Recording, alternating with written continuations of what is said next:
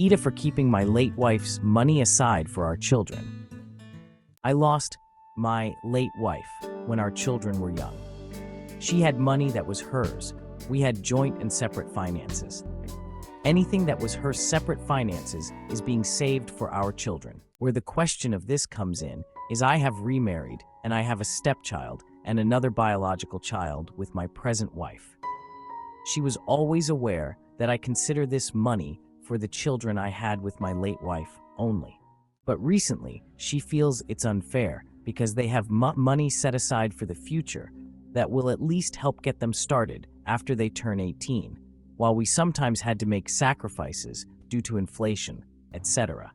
The latest thing was my stepdaughter wanted to join these dance classes that would help in her dream of professional dancing.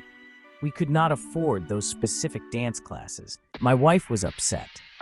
She wanted to do this so badly for my stepdaughter. And for those who will ask, the bio father is not in the picture and has not been found so he can pay child support. And yes, he was searched for on more than one occasion, but my wife has no idea where her ex is. She wanted to know why there's money set aside for just 2 of the kids for their future instead of using it now to make our lives easier.